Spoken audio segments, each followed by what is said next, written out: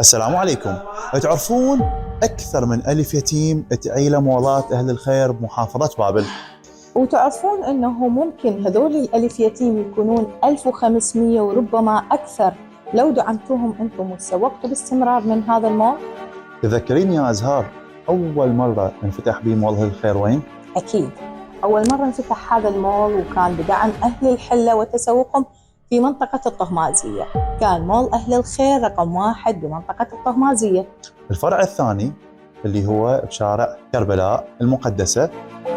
هذا الفرع الثالث إن شاء الله راح يتم افتتاحه قريبا وبالتحديد بعد 15 يوم.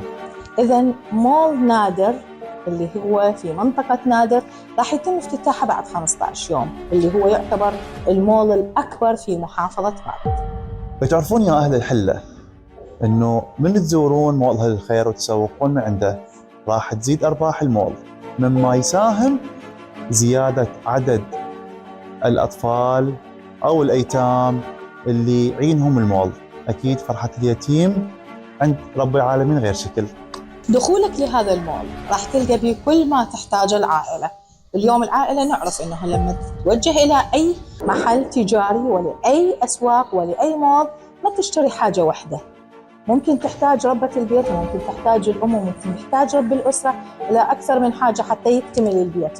كل اللي تحتاجه من مفروشات، من مواد غذائية، من لحوم، من ملابس، من أكسسوارات، أغراض مكتبية، أغراض مدرسية، ممكن تلقاها بهذا المول. مو فقط تجهيز لبيتك، تجهيز لبيتك ولبيت اليتيم اللي ينتظر تسوقك. أكثر من 10 أقسام موجودة في هذا المول الواقع في منطقة نادر. منطقة نادر مثل ما تعرفون هي وسط مدينة الحلة، تقدرون تدخلوا لها من حي الصناعي وكذلك تدخلوا لها من منطقة الشاوي.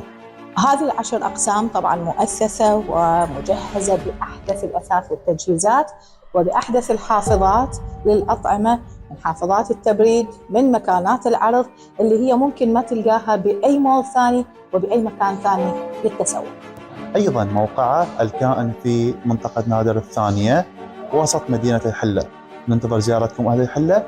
كل ما تجون تسوقون كل ما نستهدف زيادة لعدد الأيتام من خلالكم أنتم.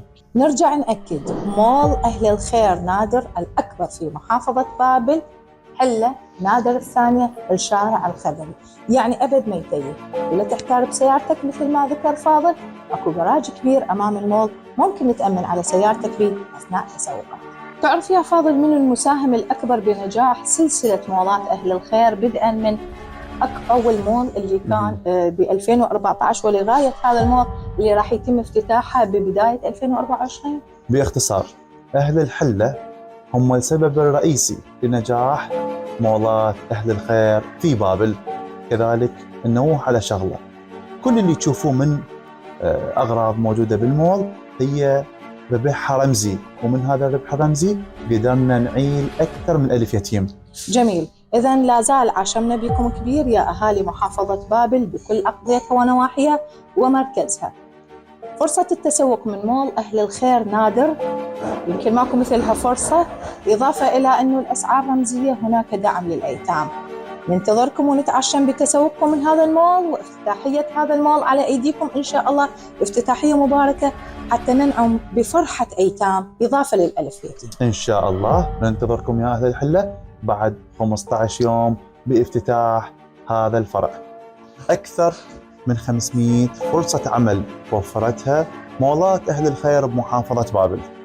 هذه 500 فرصة عمل بالمناسبة مو فقط مواطنين، مو فقط شباب محتاجين العمل، ولكن حتى من أهالي العوائل الأيتام اللي عندهم أولاد يكبرون تحتضنهم هذه المولات بأنه تلقى لهم فرصة عمل، وهذا الجميل والمميز بمولات أهل الخير.